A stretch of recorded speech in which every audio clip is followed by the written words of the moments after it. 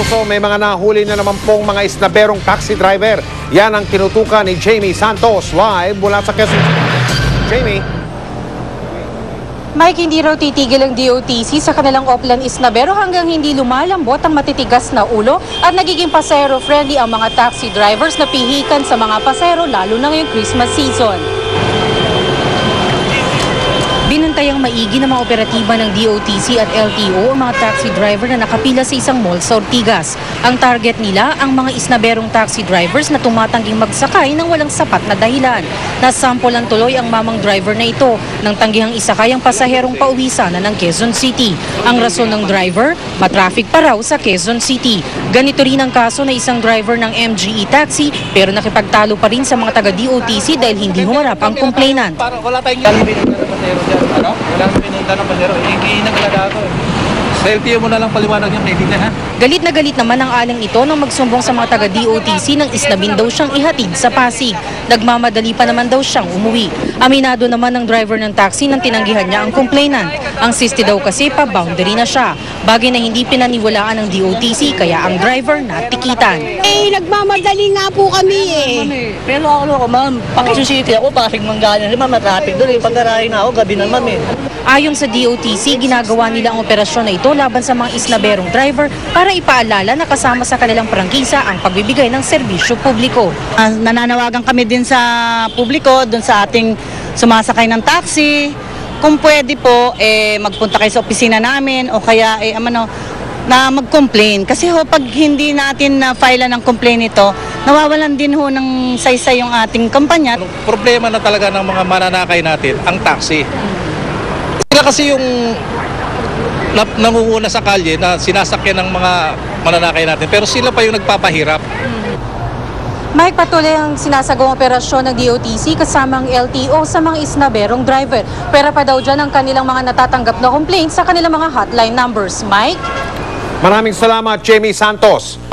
Sunod-sunod ang pagnanakaw ng mga kampana ng mga simbahan sa Bulacan.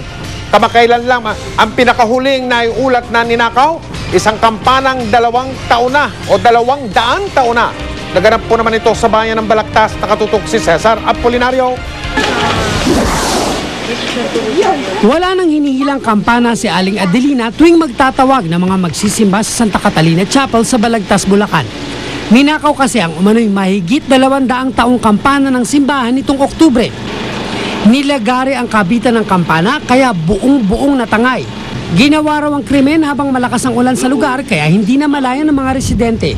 Nung 4 o'clock, matutugtugin ko yung kampana. Wala na yung matingala ko, wala yung lubid, pati kampana, wala na. May tumutunog pa rin namang kampana tuwing may misa. Gamit ang recorded CD ng tunog ng kampana, si Aling Adelina rin ang naatasang magpatugtog.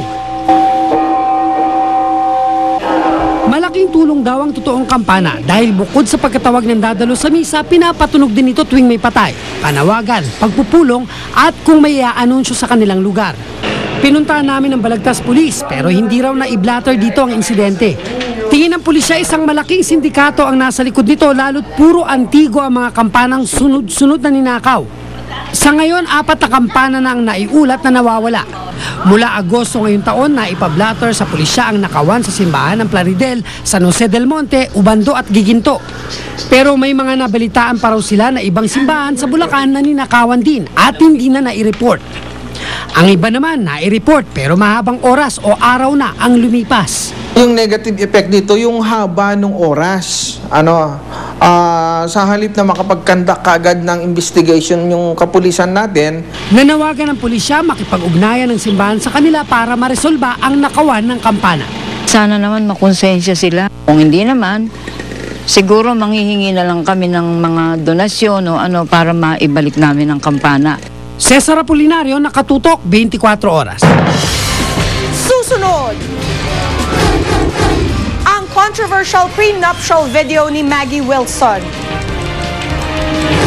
At Iza Calzado, pinuntahan daw ng isang international actor para sa bagong project. Ang mga chika susunod na dito sa 24 oras. Parang walang